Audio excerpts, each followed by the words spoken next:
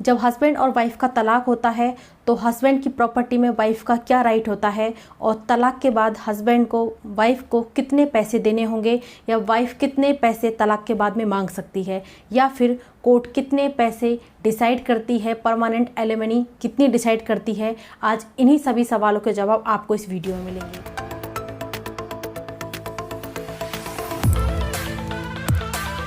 Hello everyone, मैं हूं advocate समला सिंह। स्वागत है आपका मेरे चैनल पे। और आज हम बात करने वाले हैं एक बहुत ही इम्पोर्टेंट एंड इंटरेस्टिंग टॉपिक के ऊपर।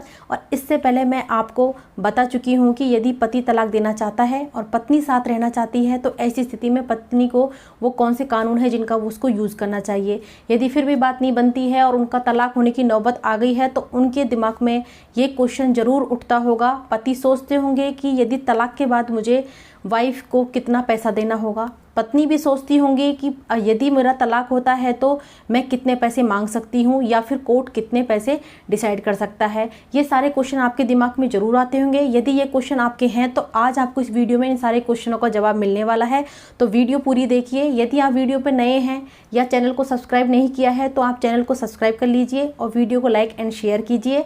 चलिए चलते हैं हम हमारे टॉपिक पर।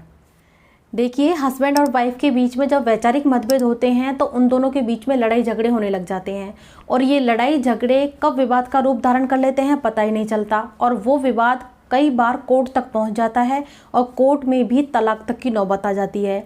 तब ये वैचारिक मतभेद जब शुरू होते हैं तो उस टाइम पे हस्बैंड और वाइफ दोनों अलग रहने की सोचते हैं। तो वाइफ डिसीजन ले लेती है कि वो उनसे अलग रहेगी, चाहे वे परमानेंट अलग रहे या फिर वो अपने माँ बाप के यहाँ चले जाए।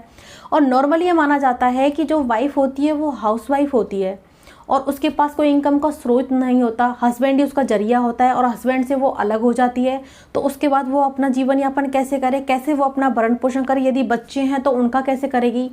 तो ऐसी स्थिति में क्या है कि और वो यदि उसने केस भी कर दिया तो वो केस का खर्चा कैसे चलाए, वो अपना कैसे चलाए। तो फिर वो क्या करती है कि 125 सीआरपीसी की या फिर डीवी एक्ट के तहत या हिंदू मैरिज एक्ट के सेक्शन 24 के तहत वो एक एप्लीकेशन से खर्चे की मांग कर लेती है। उसको खर्चा मिल जाता है, कोर्ट उसके लिए खर्चा डिसाइड कर देता है। उसकी जो भी उसकी ज़रूरतें हैं उनके अकॉर्डिंग, यदि बच्चे हैं तो उनके अकॉर्डिंग, और उसकी ज़रूरतों को देख के उसके खर्चा डिसाइड कर देती है।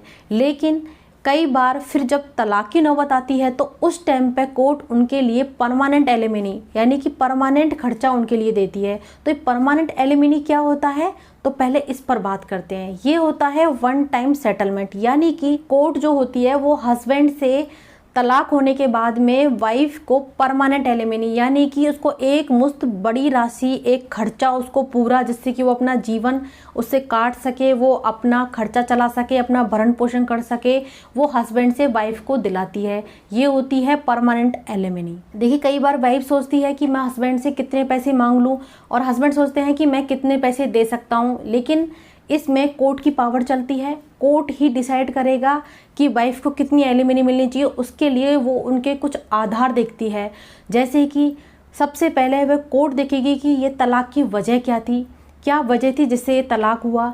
यदि वाइफ अडल्टी में है तो उसके लिए एलिमिनी नहीं मिलेगी।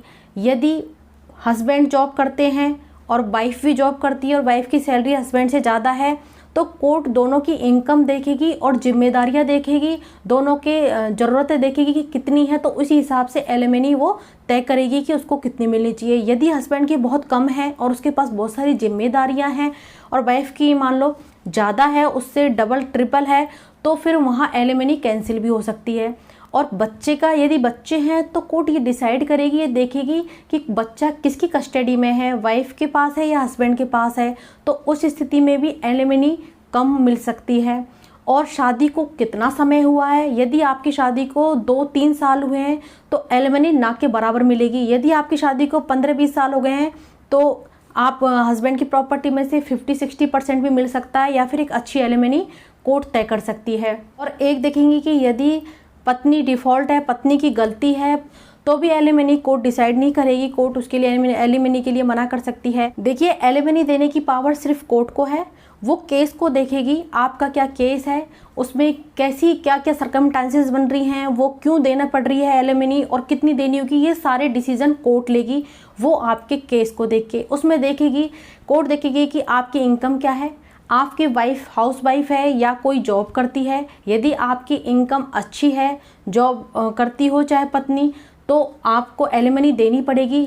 तो देखिए कई बार क्या होता है कि हस्बैंड की सैलरी अच्छी खासी होती है तो वाइफ सोचती है कि उससे अच्छा खासा पैसा मांग लूँ, मैं अच्छा मोटा पैसा ले सकती हूँ, लेकिन उसमें भी देखना होगा, कोर्ट देखेगी कि इसकी शादी से जब शादी होके आई थी तब उसकी लाइफ स्टाइल क्या थी, उसके बाद वो कैसा जीवन यापन किया था उसने, तो उसकी जैसी लाइफ स्टाइल थी उसके अकॉर्डिंग उसकी एलिमनी तय करेगी।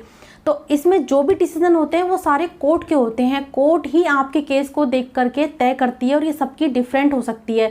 इसमें ऐसा फिक्स नहीं है कि इतना हस्बैंड को देना पड़ेगा, यदि इतनी सैलरी है तो वाइफ को देनी पड़ेगी, ऐसा कुछ नहीं है। वो हर केस की अलग स्थिति होती है, उसके अकॉर्डिंग ही कोर्ट एलिमनी तय करती है। तो ये आपको समझ में आ गया होगा कि आपको अपनी वाइफ को कितनी एलिमनी देनी होगी, या यदि वाइफ ये देख रही है तो वो कितनी मांग सकती हैं। ये आपके केस पर डिपेंड करता है कि आपको कितनी एलिमनी मिलेगी।